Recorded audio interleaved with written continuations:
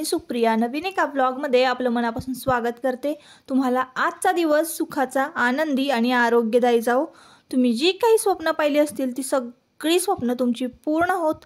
त्याचबरोबर शुभ सकाळ सर्वांना। सकाळची वेळ आहे आणि आत्ताचं हे टायमिंग आहे ताईंनो 9:30 वाजले असतील। सकाळी नेहमीप्रमाणे मी लवकर उठलेली आहे आणि आत्तापर्यंत माझे सगळे जे रॅकचे भांडी आहेत, जी की आपण रोज वापरतो, रोजच्या वापरात जी काही भांडी येतात, पातेले, चमचा, त्यानंतर पळी, जी काही रोज आपण वापरतो भांडी स्वयंपाकासाठी, तर ती भांडी घासायची होती मला। ती सगळी घासून झालेली आहेत। इथे सकाळी 7च्या आधी माझी देवपूजा झालेली आहे आणि तुम्ही पाहत असाल इथं जास्वंदाची फुलं जी आहेत ना, मी ती वाहिलेली आहेत, तर त्या कळ्या आहेत अजून, त्या उमललेल्या नाही आहेत। तर 9:30चं हे टायमिंग आहे आणि आत्ताच ना गरम गरम असं उपीट तयार केलेलं आहे। त्याआधी विचार केला की चला व्हिडिओला सुरुवात करूया, कारण खूप पहाटे पण सकाळी व्हिडिओला सुरुवात केली ना की नीट असं दिसत नाही, त्यामुळं। आणि आज सकाळी ना खरं तर आम्ही वॉकिंगला गेलो होतो आणि तिथूनच मला व्हिडिओची सुरुवात करायची होती। इतकं छान दृश्य दिसत होतं ना सकाळचं वातावरण ताईंनो, ते खूप मिस केलं मी, कारण सूर्य इतका छान असा गरगरीत लाल दिसत होता ना मला, तर मला ते असं वाटत होतं की शूट करावं, पण मी मोबाईल नेला नव्हता वॉकिंगला जाताना।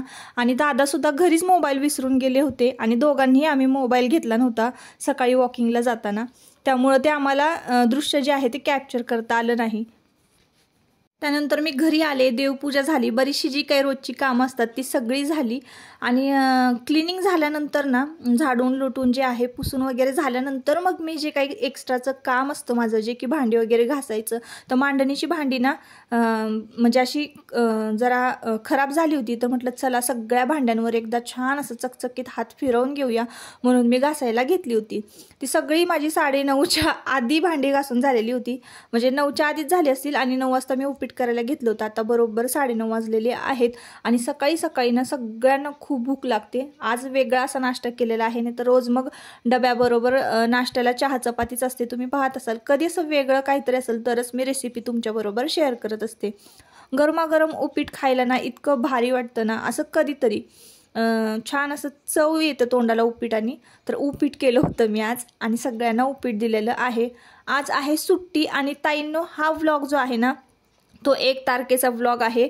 सध्या तुम्हाला ना व्हिडिओ खूप उशिरा येत आहेत, त्याचं कारण सुद्धा मी तुम्हाला सांगते। तर ताईंनो मला ना पित्ताचा त्रास झालेला होता आणि खूप म्हणजे असं उलट्या असं त्रास, म्हणजे तब्येतच बिघडलेली होती, त्यामुळं मी व्हिडिओ एडिट करू शकले नाही आणि त्यामुळेच तुम्हाला हा व्हिडिओ जो आहे तो खूप लेट येत आहे। तर तुम्ही प्लीज समजून घ्या। आणि रोज तुम्ही व्हिडिओची वाट पाहता आणि माझा व्हिडिओ येत नाही, तर तुम्हाला जितकं वाईट वाटतं ना त्यापेक्षा जास्त मला वाईट वाटतं। त्यामुळं आता तुम्हाला इथून पुढं ना माझ्या तब्येतीची मी काळजी घेऊन रेग्युलर व्हिडिओ अपलोड करणार आहे। तर ताईंनो तुम्हाला सांगितलं जसं की माझी तब्येत बरी नाही आहे, तर मी डॉक्टरांकडे गेले होते आणि हॉस्पिटलमध्ये एवढे नंबर होते, एवढी गर्दी होती ना, तर माझा नंबर डायरेक्ट संध्याकाळी आला आणि मी तुम्हाला आता संध्याकाळी भेटत आहे। जसं की आपण भांडे सकाळी घासून ठेवले होते, स्वयंपाक वगैरे माझा झाला, जेवणं वगैरे आमची आटोपली, भांडी जी मी काही घासलेली होती हॉलमध्ये ती तशीच मी वाळत ठेवलेली होती आणि दिवसभरात ती छान वाळली सुद्धा।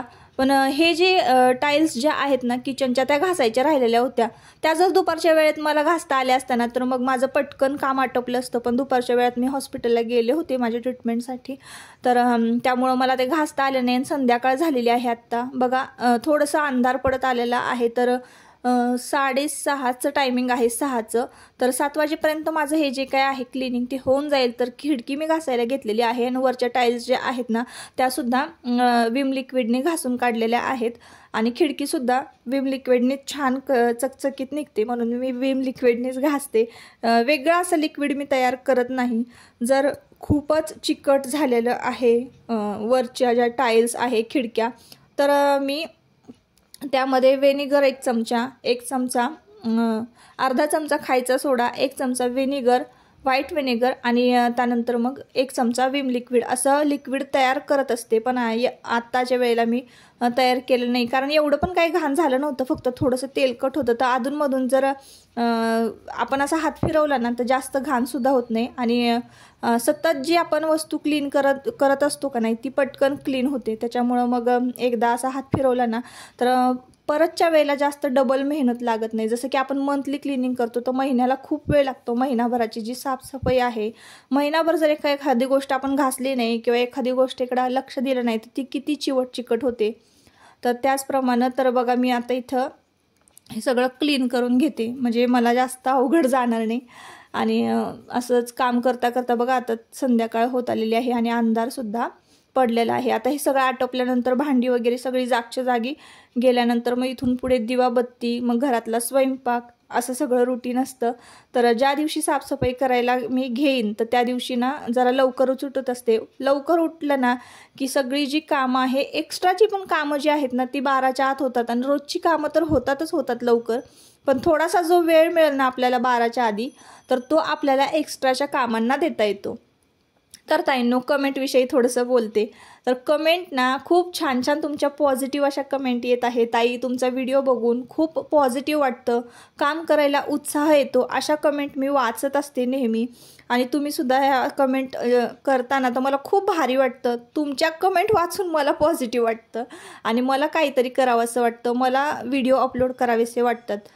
तर ताईंनो अजून मी जसे की कमेंट एक चांगली अशी तुमच्याबरोबर शेअर केली तर तशी एक वाईट कमेंटसुद्धा मला आलेली आहे. जसं की आपला एक व्हिडिओ आहे तो व्हायरल म्हणजे झालेला आहे, 1 लाखापर्यंत, 1 लाखाच्या पुढे कदाचित गेला असावा तो व्हिडिओ. तर त्या व्हिडिओला सगळ्या व्हिडिओला ना छान पॉझिटिव्ह कमेंट आलेले आहेत, पण एखादी नेगेटिव्ह कमेंट येणं म्हणजे येऊ शकते असं मी गृहीत धरलंच होतं. कारण सगळं जग जे आहे, सगळी माणसं सारखी नसतात. तर त्यामुळं ती एक कमेंट मला जी आली होती ना ती वाईट आली होती, म्हणजे नेगेटिव्ह आली होती. वाईट अशी म्हणू शकत नाही मी, पण नेगेटिव्ह होती. तर भांडी वगैरे सगळे पटपट रचून घेतलेले आहेत. आणि त्यानंतर मग ही जी फुलं आहेत ना ही मखमलीची फुलं आहेत. मला एक कमेंट आली होती की मखमलीची फुलं कशी असतात ती दाखवा, तर मी तुम्हाला बघा दाखवली. ही मखमलीची फुलं आहेत आणि ही जी मी वाहिलेली आहे देवघरामध्ये ना तर ती जास्वंदीची फुलं आहेत. ती सकाळी उमलली नव्हती, संध्याकाळची दिवाबत्ती आता केलेली आहे ना तर तेव्हा मी तुमच्याबरोबर हे शेअर करते की बघा आता ही छान अशी उमललेली आहे. आणि देवारा आज छान खरंच रंगीबिरंगी दिसत होता, लाल, गुलाबी आणि पांढरी फुलं अगदी उठून दिसत होती देवघरामध्ये. तर देवघरात खूप वेगवेगळ्या प्रकारची फुलं मी वापरत असते आणि जेव्हा मी देवपूजा करते ना तेव्हा तुमच्याबरोबर ताईंनो मी शेअर करत असते. आज आहे 1 फेब्रुवारी. तर 1 फेब्रुवारीला बाबांचा बड्डे असतो. दिवसभर आज काम झालं आणि बाबांचा बड्डे होता तर चला म्हटलं आपण सेलिब्रेशन करूयात. तर आता बाबा जाणार आहेत उद्या त्यांच्या म्हणजे लेकीकडे, ताईंकडे जाणार आहेत आमच्या. तर आजच मी बड्डे सेलिब्रेशन करायचं ठरवलेलं आहे आणि केक आणलेला आहे दादांनी. तर म्हटलं चला, रात्रीचे 12 वाजलेले आहेत. आता जेवणं वगैरे झाली, कट्टा आवरून सगळं चकाचक आवरलेलं आहे आणि सगळं स्वच्छ झालेलं आहे घर. मला सुद्धा हलकं वाटतं, पण मीच तुम्हाला जरा मळलेली दिसत असेल. तर थोडंसं थकवासुद्धा आलेला आहे आणि ड्रेससुद्धा माझा भिजलेला होता. पण असं म्हटलं कसंही असलं तरी बाबांचं सेलिब्रेशन करायचं आहे बड्डेचं.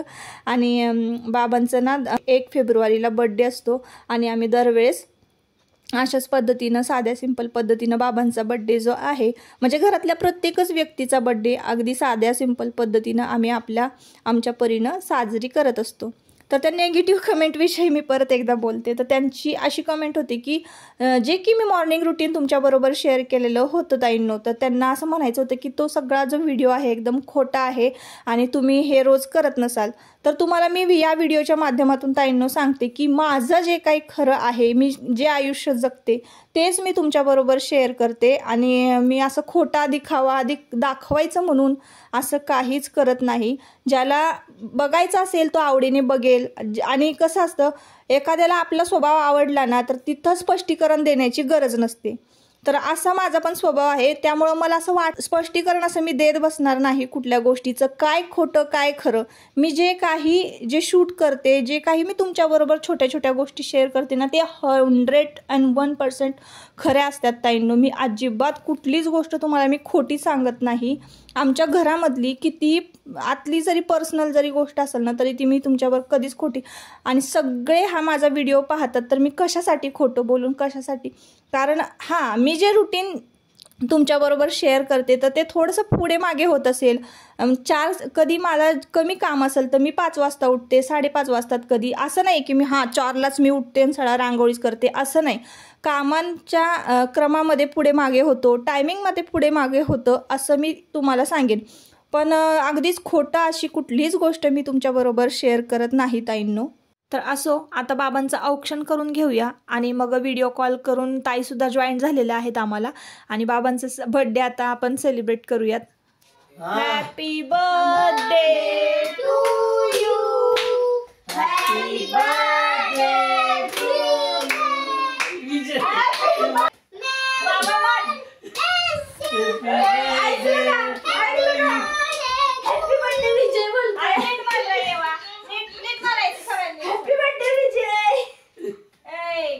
तर बघितलं का असा गोंधळ असतो आमच्याकडे वाढदिवसादिवशी.